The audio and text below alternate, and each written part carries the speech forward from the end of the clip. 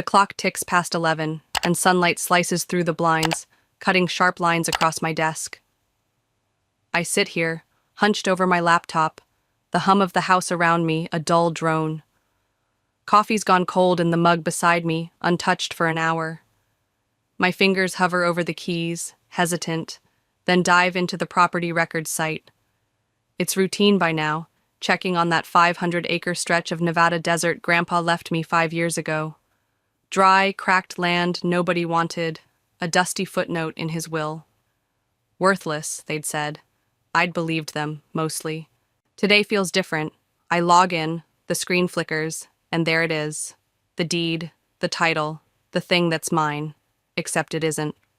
My name, Scarlett Rogers, 34, inheritor of nothing much, should be there, bold and black. Instead, I see Desert Sun Development LLC. My breath catches, a jagged little hitch. I blink, hard, like that'll fix it. It doesn't. The words stay, mocking me, etched in digital stone. My hands tremble, hovering over the mouse. This can't be right. A glitch, a typo, some clerical screw-up. I scroll back, check the date. Updated yesterday. Yesterday. The room tilts. My chest tightens, a fist squeezing slow and deliberate. 5 years ago, Grandpa handed me that deed, his rough hands, his quiet nod, like it meant something. Yours, Scarlett, he'd said, voice gravelly, eyes sharp, a geologist's eyes. I'd tucked it away, a keepsake more than a treasure, because who fights over sand and scrub? Now it's gone. Stolen? Sold? My mind races, tripping over itself. I click again, deeper into the records, searching for my name, some trace of me. Nothing. Desert Sun Development, LLC. Who the hell are they? I push back from the desk, chair scraping the hardwood. The sound jars me, loud in the stillness. My pulse hammers in my ears, a frantic drumbeat. I stand, pace 2 steps, stop. The blinds cast shadows like bars across the floor, and I feel caged, trapped in this moment. It's mine. Was mine. 5 years of dust and dreams, erased overnight. How? Who? The questions claw at me, sharp and relentless. I grab my phone, fingers fumbling, ready to call. Someone. Anyone. Then I freeze. The air shifts, thickens. Footsteps behind me, crisp and measured. I know that rhythm. My stomach drops. I turn, slow, like moving through water. Eleanor stands in the doorway, her shadow stretching long and lean across the floor. 62, but you'd never guess it. Hair a perfect silver wave, suit tailored to a razor's edge, designer heels clicking a quiet threat. My mother-in-law, regal and cold as ever. She's watching me, lips curved in that half-smile that never reaches her eyes. My hands clench, nails biting into palms. She knows something. I feel it, heavy as the air between us. Really, Scarlett, she says, voice smooth, slicing through my shock. You should thank me. The words land like a slap, sharp and deliberate. I stare, mouth dry, heart thudding against my ribs. Thank her? For what? My laptop glows behind me, the evidence still burning on the screen. She steps closer, one hand resting on the doorframe, casual, like she owns this moment. She does, doesn't she? I force my voice out, steady as I can manage. You sold my inheritance. How? It's not a question, not really. An accusation wrapped in calm. My pulse roars, but I hold still, rooted. She tilts her head, smirk deepening, eyes glinting like polished steel. Power of attorney's a useful thing, she says, savoring it. Especially when you know the right people at the right bank. A pause, deliberate. James deserved better than you anyway. James, my husband. 6 years of him, and she still wields his name like a weapon. The room shrinks, walls pressing in. I don't blink, don't flinch, though my insides twist. She expects me to crumble, tears, screams, something messy. I won't, not yet. You had no right, I say, low, each word a stone dropped into silence. She laughs, a soft, cutting sound, and adjusts her sleeve, dismissive. Rights are flexible, dear, when you've got the means. Her certainty staggers me. She's planned this, savored it. My inheritance, Grandpa's gift, snatched away, and she stands there, proud of it. The screen behind me hums, a silent witness. I want to lunge, to demand answers, but I don't. I breathe, slow, steady. She's waiting for weakness. She won't get it, not from me. Did James know? The question slips out, tight, raw.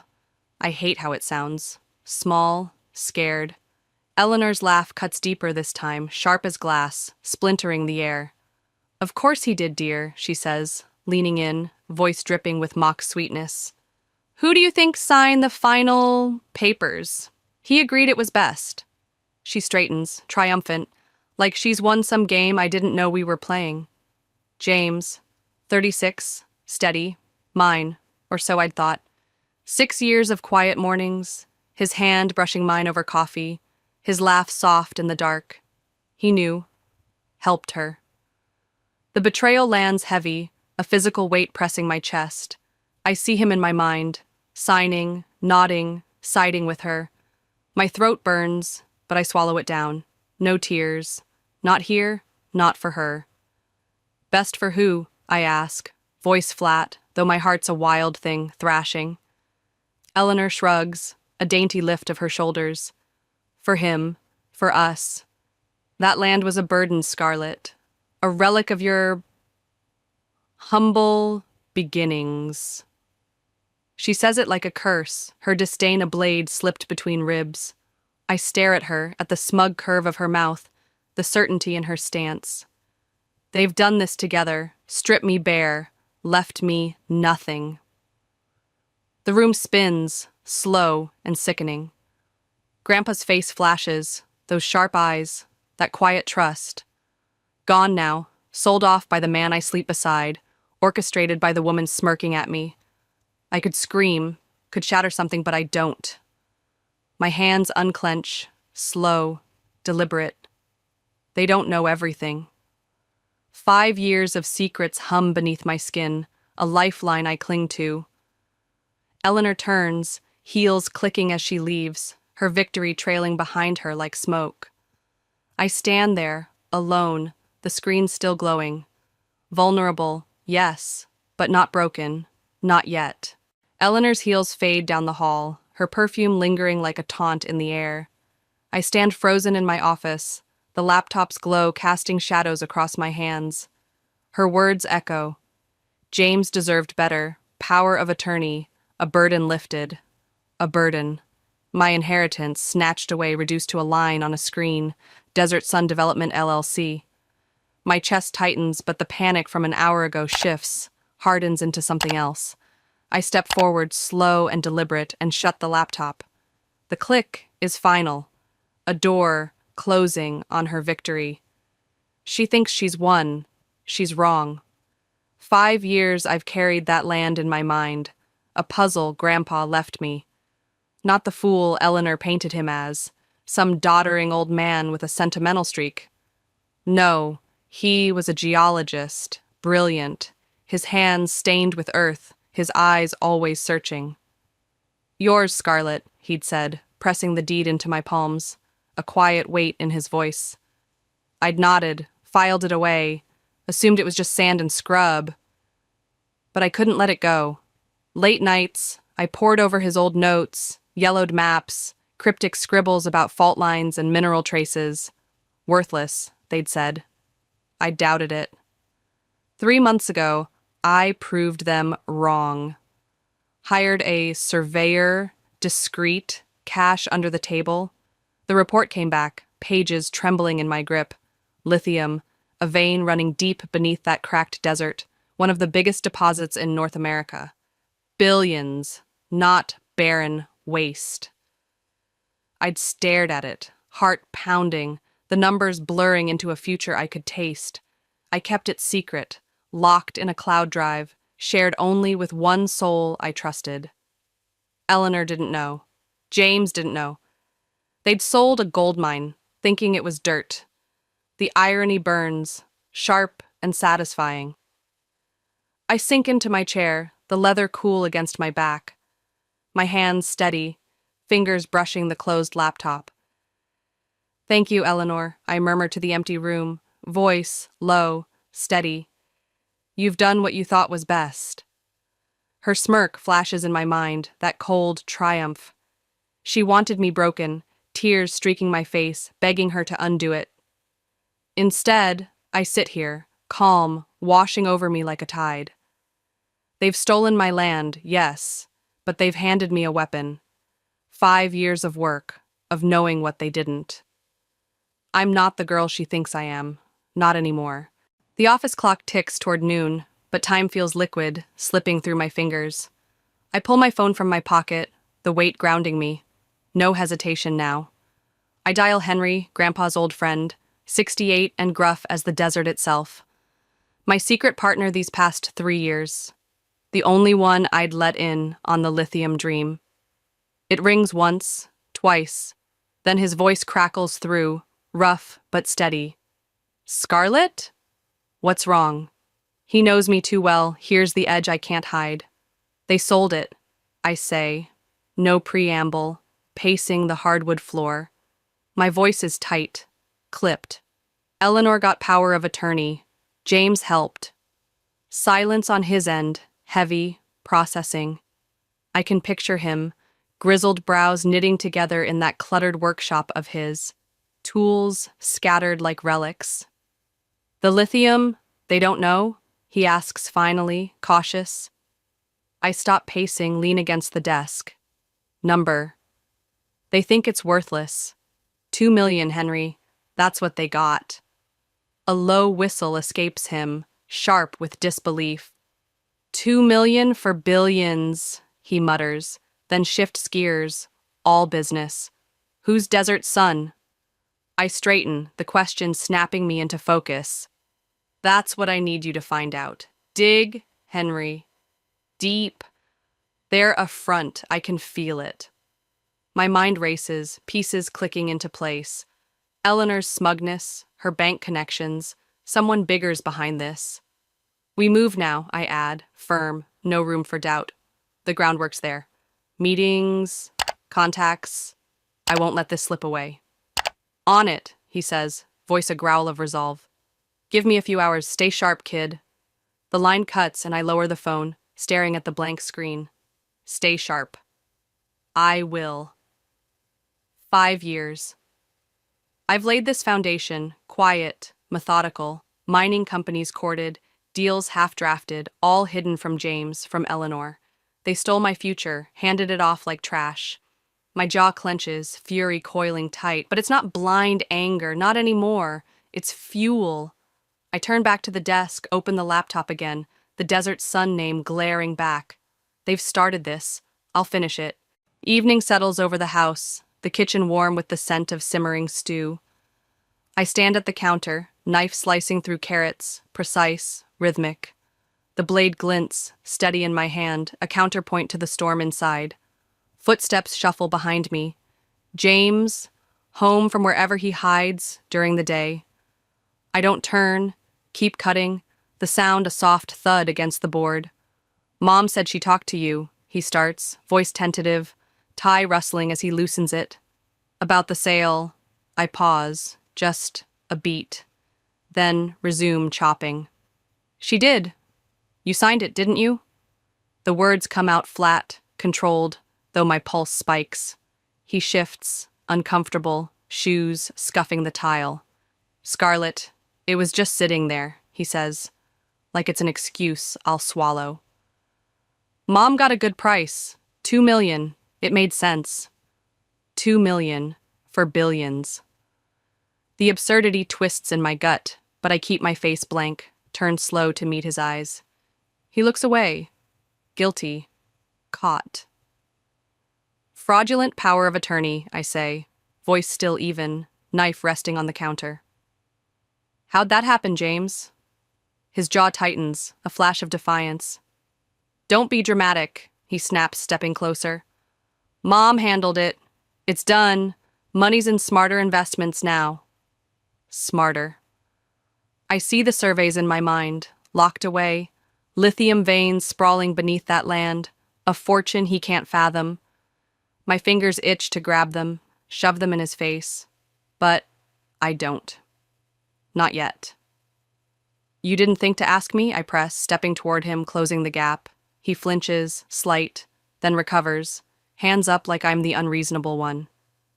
You get too emotional about this stuff, he says, dismissive. It's Grandpa's land, I know, but sometimes we make tough calls. Tough calls, like forging my rights away. I nod, slow, let him think I'm conceding. Right, I say, turning back to the carrots, blade flashing again. Tough calls. He relaxes, exhales, relieved I'm not fighting harder. Fool. The stew bubbles, the knife cuts, and I picture Eleanor's smirk, his signature scrawled on betrayal. They don't know what I know, what I've built. Controlled fury simmers beneath my calm, a fire banked but burning. I glance at him, chatting now about his day, oblivious. Dinner's almost ready, I say, voice smooth, a mask. Inside, I'm already moving, pieces falling into place. They've underestimated me. That's their mistake. Midnight creeps in, the office bathed in the laptop's cold glow. I sit at my desk, the house silent around me, James asleep upstairs, oblivious in his betrayal. The kitchen confrontation lingers, his excuses, my calm mask. But I've pushed it aside, focus narrowing to this screen. My phone buzzes, a text from Henry lighting up the dark. Desert Sun's a shell for Clayton Industries. Mining giant. They knew. The words hit like a spark, igniting the fury I've banked since Eleanor's smirk. Clayton Industries. Thomas Clayton, 55, sharp-eyed and ruthless, a name I've tracked in mining journals. They knew about the lithium. I lean back, chair creaking, and let it sink in. Eleanor sold my land for $2 million, thinking she'd outsmarted me, handed it to a titan who saw what she didn't. The surveys in my cloud drive, lithium veins sprawling beneath that desert, flash in my mind. A fortune they sniffed out while she gloated. My lips curve, a slow, bitter smile. She's not the mastermind she thinks. Neither is James. They're pawns, clumsy and blind, while Clayton's played a deeper game. But I'm no pawn. I've got the proof, the knowledge, the edge. The clock ticks past 12, shadows pooling on the floor. Henry's message glows, a lifeline in the dark. They knew. Of course they did. Their own surveys, their own greed, cloaked behind a shell company. Eleanor's bank connections, her forged power of attorney. They were just the tools. My hands steady, the tremble from yesterday gone. She wanted to bury me, strip me bare. Instead, she's handed me leverage. I close the laptop, the snap sharp in the stillness. Clayton's in this now, but so am I. They've underestimated me, all of them. Time to turn the tables. Morning breaks crisp and clear, the drive to Clayton Industries a blur of steel and glass. I step into their headquarters, suit sharp, briefcase heavy with evidence, surveys, reports, the fraudulent sale docs. My heels click on marble, purposeful, echoing through the lobby. I'm not the Scarlet who trembled at a screen 2 days ago. I'm here to claim what's mine. The receptionist nods, ushers me to a conference room, all sleek lines and power. Thomas Clayton waits, flanked by a geologist and 2 lawyers, his handshake firm, eyes assessing. Ms. Rogers, he says, voice warm but wary, your lithium reports intrigued us. I set my briefcase on the table, snap it open, calm and deliberate. Good, I say, meeting his gaze. Though there's a complication. His brow lifts, curious. I slide the sale document across, Desert Sun's name bold on the page. Your shell company bought my land yesterday, fraudulently. The room stills, air thickening. The geologist shifts, uneasy. The lawyers lean in, papers rustling. Clayton's smile falters, just a fraction. That's concerning, he says, cautious, fingers tapping the table. We negotiated mineral rights in that region, but I wasn't aware. Spare me, I cut in, voice steady, sharp. You knew the lithium was there. 2 millions a steal for billions. I pull out Eleanor's forged power of attorney, the police report I filed at dawn, the SEC contact card. My mother-in-law, Eleanor Whitman, faked this. My husband signed off. Your move was slick, but illegal. The lawyers scramble, flipping pages, whispering. Clayton leans forward, eyes narrowing. What are you proposing, Ms. Rogers? I smile, cool, unshaken. 2 options. You explain to the SEC why you hid behind a shell to snatch my land, or we partner, legally. I keep 40% equity, a board seat, and the sale's voided. Silence stretches taut. The geologist mutters about deposit scale. The lawyers nod, grim. Clayton studies me, then chuckles, low, impressed. You're tougher than you look. 4 hours later, I walk out, deal inked, my land back, my stake secured, Eleanor's scheme ash. The sun hits my face, victory humming in my veins. They thought they'd break me. They built me instead. Years pass, a blur of steel and ambition. I stand at the lithium mine's groundbreaking, dust swirling as cameras flash. My name, Scarlett Rogers, etched on the sign, Rogers Industries. The desert stretches behind me, no longer worthless but alive with promise. Later, at a women's leadership conference, I take the stage, voice steady, eyes sweeping the crowd. Turn betrayal into stepping stones, I say. The words carrying weight, earned through nights of doubt and days of fight. The audience leans in, hungry for it, and I give them the truth. Success is the sweetest defiance. Eleanor's letter sits in my files, ink faded but sharp. I was wrong, she wrote, a year after the Clayton deal, her boards dropping her one by one, whispers of fraud trailing her like smoke. James fled to some nowhere state, his reputation a stain no charm could scrub clean. I see them sometimes, in memory, her smirk, his excuses, but they're shadows now, dim against what I've built. Rogers Industries sprawls beyond this mine, energy storage, electric vehicles, green tech, each brick laid on Grandpa's desert. Proof I'm no gold digger, no fragile thing. The conference ends, applause ringing, and I step off, briefcase light in my hand. A reporter catches me, young, eager. How's it feel, being one of the youngest female execs in mining? I pause, glance at the horizon, where that 500 acres shimmered into billions. Like legacy, I say, soft but sure.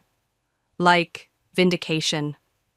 Back at my HQ, I file Eleanor's letter beside the old surveys, a reminder of where I started. They tried to bury me, thought me small. I rose, towering, from their ashes. A night falls, and I stand at my office window.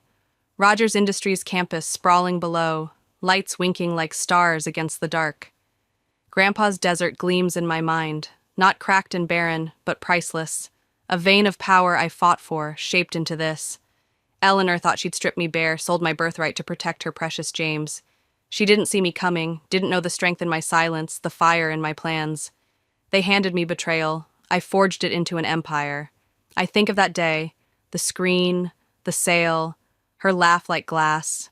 I could have crumbled, let their theft define me. Instead, I built, step by step, turning their scorn into steel. Success isn't revenge, not really. It's bigger, sweeter, a proof they couldn't touch.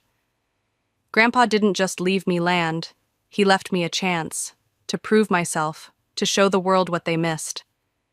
Eleanor's letter, James's ruin, they're footnotes now, small against this view.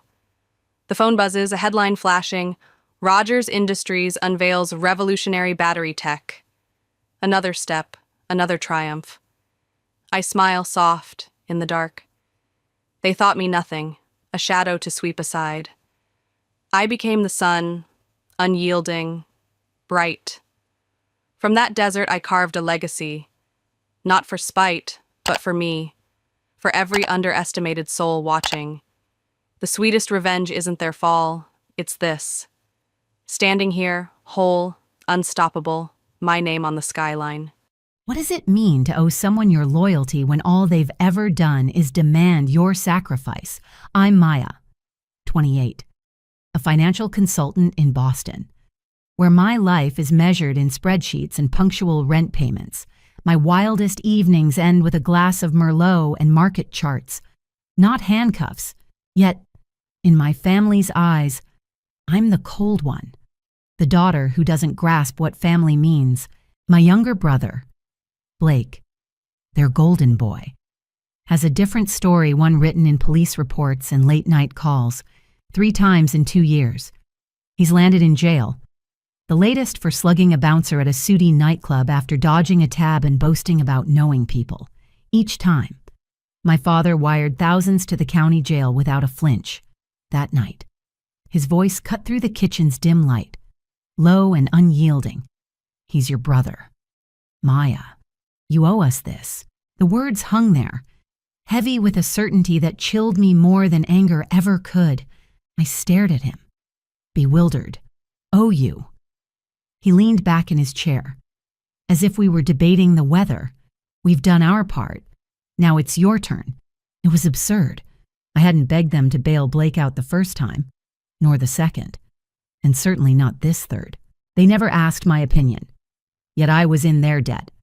I've always been the reliable one, covering Mom's hospital bills when insurance faltered, restructuring Dad's retirement portfolio after a market slump, even setting up a joint account to manage his real estate ventures tax efficiently.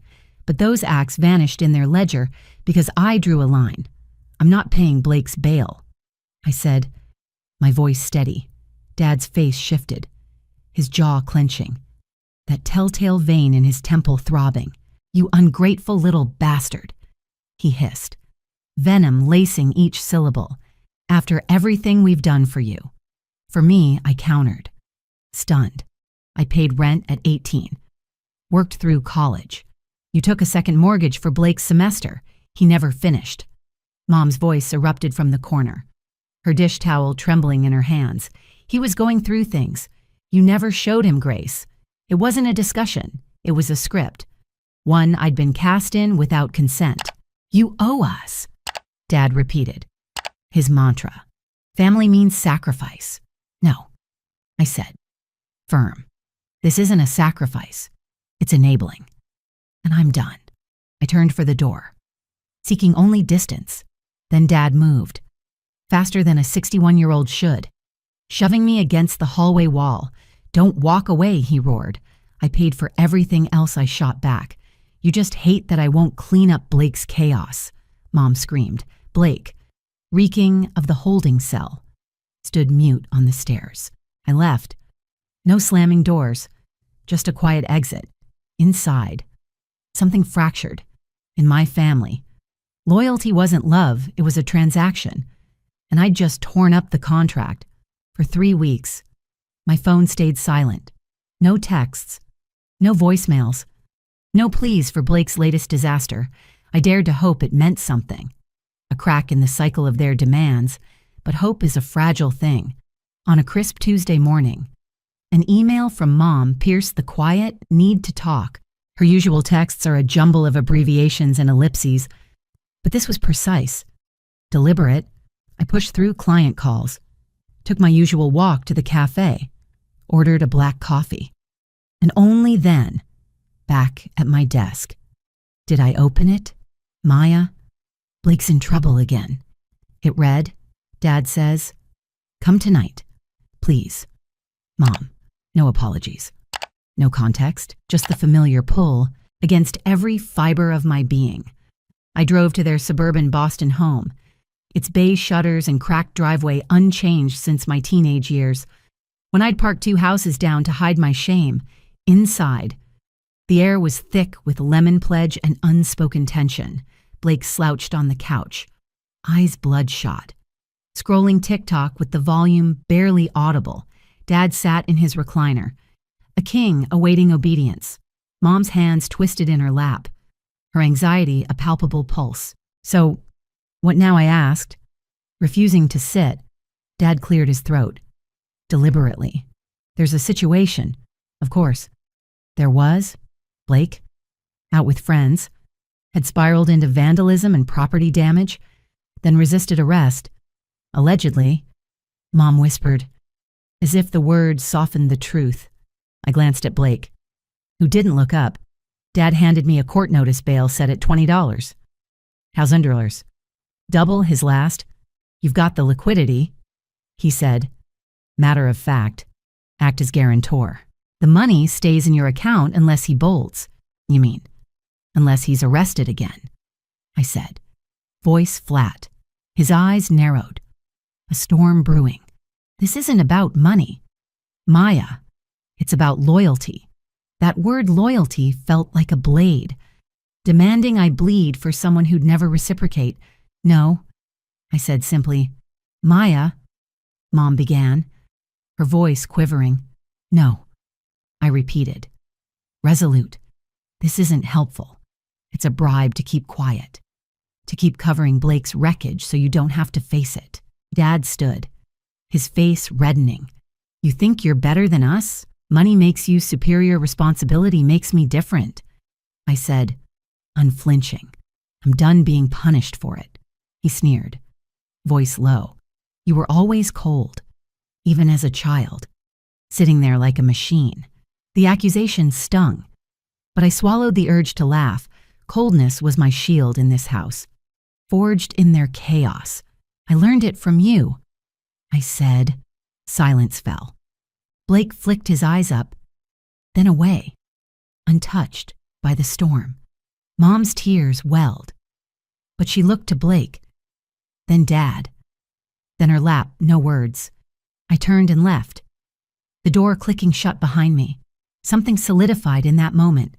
I wasn't just stepping away, I was locking a gate, one they'd never again be allowed to cross. How do you untangle yourself from a family that sees your strength as their scaffolding? After I left that night, the silence I'd craved felt like a held breath, waiting for their next demand. But I was done waiting. I blocked their numbers. A digital severance that felt like slicing a tether. The joint account I'd managed for Dad's real estate ventures, 7 properties. From duplexes to a strip mall was my leverage. I transferred its funds to my name. Every dollar legally mine through the co-signing rights I'd secured years ago. This wasn't theft, it was reclamation.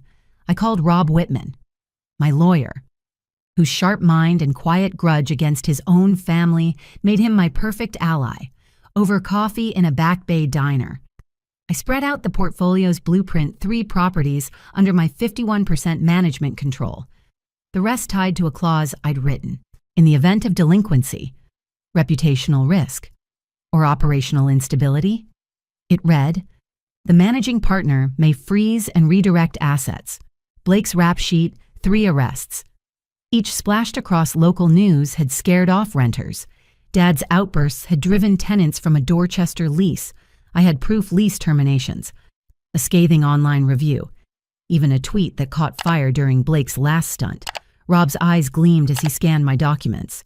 "You've got them," he said. And we moved. We filed motions to activate the clause, citing Blake's chaos and Dad's volatility as breaches of stability. The first step was subtle. I converted one LLC into a subsidiary under my sole ownership. The paperwork sailed through. A quiet coup. Next, I sold 2 struggling properties, a duplex and a retail space, taking a hit, but funneling the proceeds into a trust I controlled. Dad didn't notice at first. Then came his voicemails, sharp with confusion. "The account's locked. The property manager says you fired them. Call me, I let them stack." Unanswered. His emails followed. Less fury, more bewilderment. "The bank froze our funds. The HVAC crew is walking. What's happening?" My silence was deliberate. A wall he couldn't scale. He'd signed every agreement, dazzled by my efficiency, never pausing to read the fine print. My girls got us bulletproof. He'd boasted at the country club. Those signatures were my escape. Then, a certified letter arrived at my apartment. 3 pages of Dad's typed indignation. It accused me of betrayal, of choosing greed over blood, threatening to dissolve our partnership and sue for damages. I smiled. The kind of smile that comes when you've already won. The account he raged about frozen. The assets restructured. They were blind to my moves. But the truth was dawning. Blake's recklessness and Dad's temper had handed me the keys, and I was turning the lock. Each motion Rob filed, each document I signed, was a step toward a door only I could open. The portfolio I'd built for them wasn't their empire. It was my exit strategy. And I was halfway gone. Freedom doesn't shout. It arrives in the quiet of a notarized page. The Cambridge rental.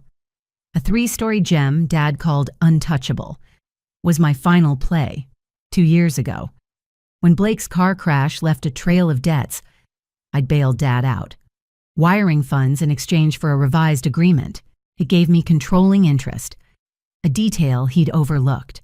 I refinanced the property under my holding company, shifting the debt and securing the title. A notification pinged, Maya Holdings now owns 100% of all properties.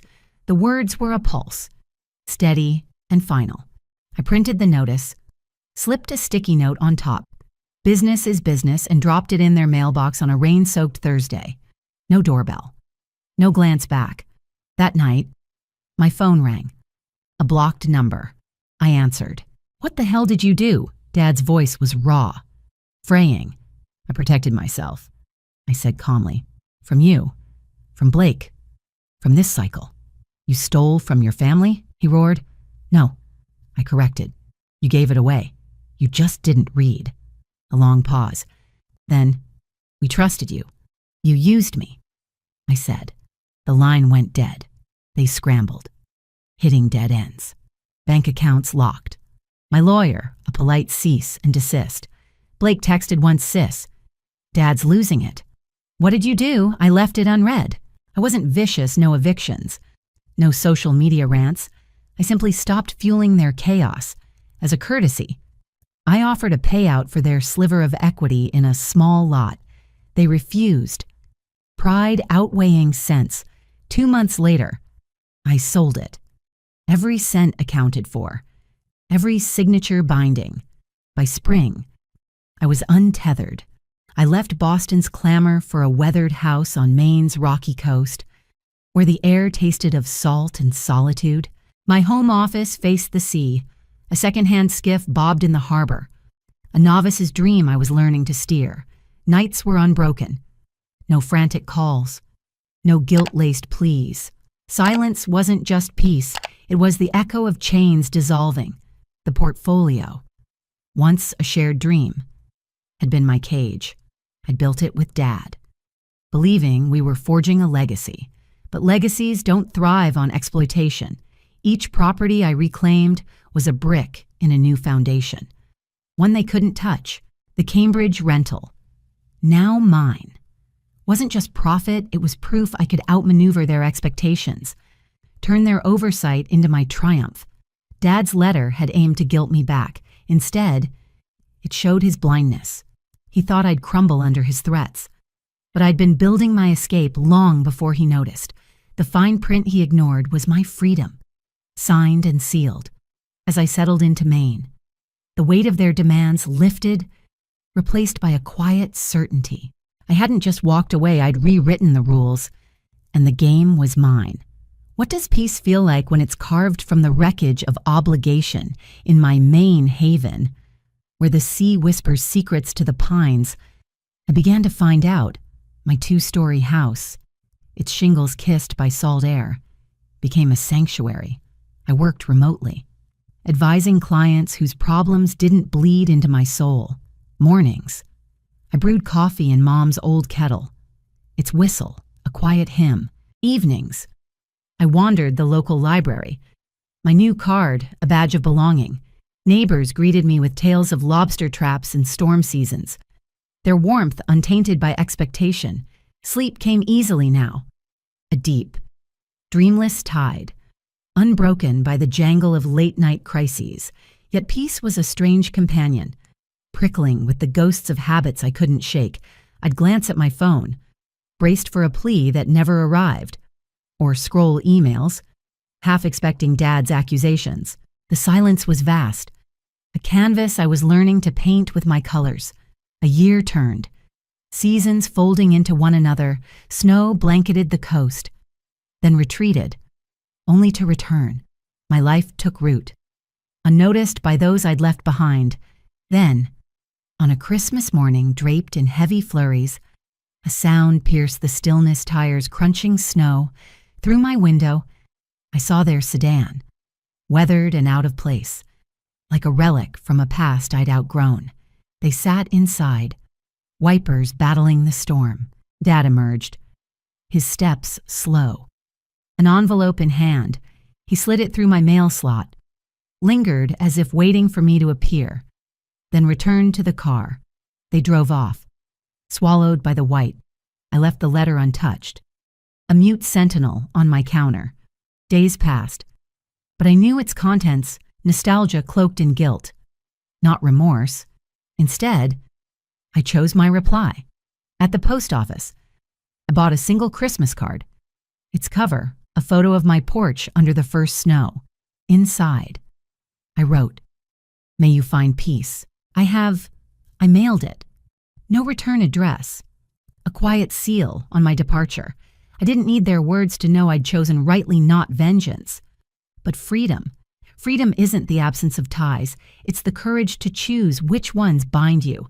In the quiet of my coastal refuge, I unraveled the myth that family demands unconditional allegiance. I'd once believed love required me to absorb their chaos, to mend their fractures at my own expense. But love isn't a ledger of debts. It's a mutual dance. And I'd been dancing alone. Their betrayal demanding my loyalty while offering none taught me a truth I'd never sought. My worth wasn't tethered to their approval. Boundaries, I learned, are not walls but thresholds. Guarding the self you fought to forge. Refusing to open that door wasn't cruelty, it was clarity. A vow to honor the life I'd built over the one they'd scripted. Silence became my strength. Not a retreat, but a choice. I didn't need to shout my truth to those who'd never listen. Choosing peace over their battles was wisdom, not surrender. I mourned the family I'd imagined, the one where love flowed without strings. But that grief sharpened my resolve. Their absence revealed my resilience, a flame kindled by their disregard. To those wrestling with the guilt of stepping away, know this: you're not heartless for guarding your serenity. You're not selfish for refusing to drown in someone else's storm. Boundaries are your right, your strength, your healing. You owe no one your pain. Now, as I sit by my window, the sea stretching beyond, I live for myself. I don't chase their validation or mourn their silence. Love, I've learned, is respect first for yourself, then for others. If you're reading this, teetering on the edge of your escape, leap. You're not abandoning anyone. You're claiming your place in a world that deserves your light. Peace is yours to build, not theirs to define. Let them carry their weight. Your heart is too precious to break for those who never learned to hold it. On a fog-draped morning, as I sat on my main porch with the ocean's murmur weaving through the pines, I unraveled a truth that had eluded me through years of carrying my family's burdens. Healing begins not with forgiving those who wounded you, but with forgiving yourself for staying too long in their shadow. I'd spent countless nights replaying their accusations, Dad's venomous claim that I was cold, Mom's trembling pleas for grace I couldn't spare, Blake's silence that spoke louder than any apology. Each memory was a stone in my chest, heavy with the guilt of believing I could have changed them, that my endurance might have softened their chaos into something whole. I'd poured myself into their needs, thinking love was measured in how much I could withstand. But as the mist curled around my coffee mug, I saw it clearly. The fault wasn't in my failure to fix them, but in my refusal to release myself from that impossible task. Self-forgiveness, I learned, is the quiet act of laying down the blame you've carried for others' choices. of recognizing that your heart was never meant to be their anchor. I'd clung to the idea that family was a sacred pact, one I had to honor even as it eroded me. Every check I wrote, every crisis I managed, was a plea for their approval, a hope that my sacrifices would earn me a place in their story. Yet, their story was never mine to write. The lesson stung. Sharp as the salt air, I had to absolve myself for the years I spent trying to be their savior, for the moments I silenced my voice to keep their fragile peace. It wasn't betrayal to step away. It was betrayal to stay, to let their demands carve away at my spirit until I barely recognized the woman staring back in the mirror. As gulls wheeled above, I traced the arc of my guilt, how I'd chastised myself for not being enough, for not bending further, for not loving them in the way they demanded. But love, I realized, isn't a one-sided surrender. Forgiving myself meant acknowledging that I'd done my best with the tools I had, that my loyalty was not a flaw, but a strength misdirected. It meant embracing the woman who'd walked through their fire and emerged, not unscathed, but unbroken. This forgiveness wasn't a single moment, but a daily practice, like tending a garden after a storm. Some days, I'd catch myself wondering if I could have said something different, if one more gesture might have shifted their hearts. But then I'd walk to the harbor, where the tide smoothed jagged rocks, and remind myself their choices were theirs, not my burden to reshape.